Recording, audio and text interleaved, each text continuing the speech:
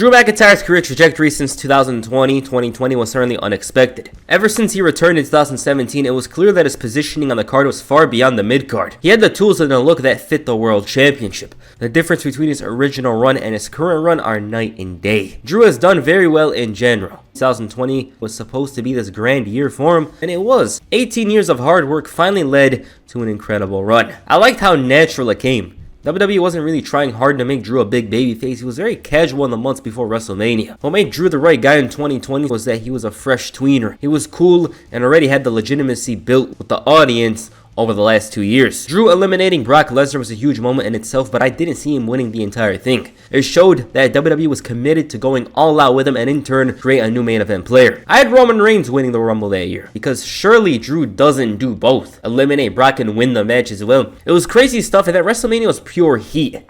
I think it's weird talking about it now because it's almost 4 years ago, but we all expected him to win the title with the countdown to the Claymore with the crowd, but it didn't happen. The reason why I said the WrestleMania was pure heat was because it was shaping up to be a big event, but it wasn't. Instead, WrestleMania took place in an empty arena. What was imagined as a huge, monumental moment for Drew McIntyre was a rushed, deflated moment. It was supposed to be this big battle, but nonetheless, Drew was the WWE champion and one of the most legitimized talent in the entire roster, because not only did he beat Brock in 5 minutes, but he beat Big Show after the show, proving he's a fighting champion. And the title reign itself was strongly booked. The difference with Drew and Rollins and Reigns' title runs at the time, they had the right balance with him. He always looked like a wounded warrior after his wins, and it felt like he had to work very hard to do it instead of doing some comeback sequence, this and that, like John Cena or Roman Reigns. But that run feels like it barely happened, which is very unfortunate because in some ways, it's like Drew McIntyre never won the WWE Championship. No exaggeration, he carried harder than Randy Orton on Raw. When 2021 rolled around, it seemed as if Drew would finally have a moment with the fans as champion. However, that never came to fruition. His time after WrestleMania 37 has been all over the place, but one thing that stuck was his placement on the card slowly falling. That was what was consistent. It's no secret that WWE values Drew, but when you have a stacked roster, there's bound to be some people that aren't booked the best. And Drew throughout 2021 and 2022 has been inconsistent. This mostly comes down to Roman Reigns being the super dominant champion. Otherwise, I highly doubt they'd be in this situation as it relates to Drew. Roman has such a stranglehold on the title that they had to make one for Raw and Seth Rollins. His greatest moment was perhaps Clash at the Castle in Cardiff. The event felt like it was designed specifically for McIntyre to win the title, and even going into the event, I believed that it would be his moment. It made too much sense. Tyson Fury was there on the front row, it was a stadium show, but instead, it was yet another loss. 2023 has been a weak year on paper for him, especially considering how the last few had gone. Great triple threat match at WrestleMania, but afterwards he disappeared. It could have been due to contract talks since Drew has until the spring of 2024 to re-sign with WWE. He didn't return until July though. Recently though, they've put a lot of subliminal effort into his character. It's some of the deepest work Drew McIntyre's had in 3 years. Hell, it's some of the deepest work he had in his entire WWE run. His character has mostly been the same, but after SummerSlam, he started to feel entitled. His first issue started with the New Day. Both sides weren't winning matches, and it led to some drama.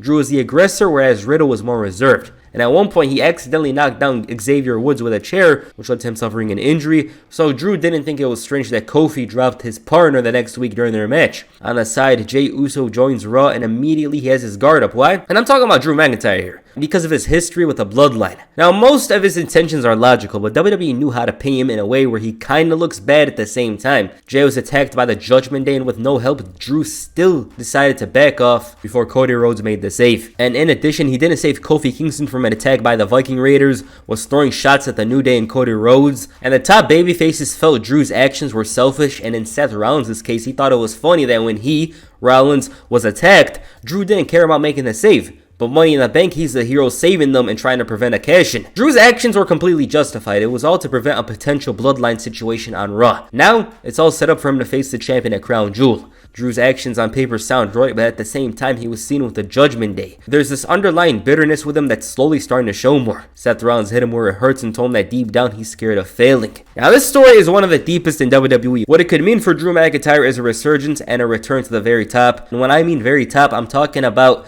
the World Heavyweight Championship. I love how complex his character has become. He's bitter, very sarcastic, but despite all of this, he's mostly right. What's most interesting is that either way WWE goes with this is great. If Drew McIntyre McIntyre is an anti-hero of sorts, it gives him more freedom than most of the roster to go after heels and faces with no real allegiance to a side. Drew will have a very significant difference to everybody else. He refuses to hold Jay to a similar standard as others have, but at the same time isn't really attempting to wrong people. Nothing noble about him, but nothing terrible as well. I think this option is better than a heel. Why would he save Jay, who tried so hard to prevent him from winning the title, and why would he save the New Day? Their problems aren't his. It easily stands out with this one, no single role, something similar to Stone Cold or Brock Lesnar. As a heel though, they had the opportunity to improve from his early main roster run. Remember this version of Drew? He wasn't at his best, the booking was not consistent with him, but he was in a good place. He used to be the Scottish psychopath, a role which saw him become Dolph Ziggler's partner and Shane McMahon's mercenary. There was a lot of good with this role, it was natural, Drew looked like a killer, especially when he had that wet hair and angry look on his face, and there was times where they were perfect with him, taking out guys, being brutal, all that.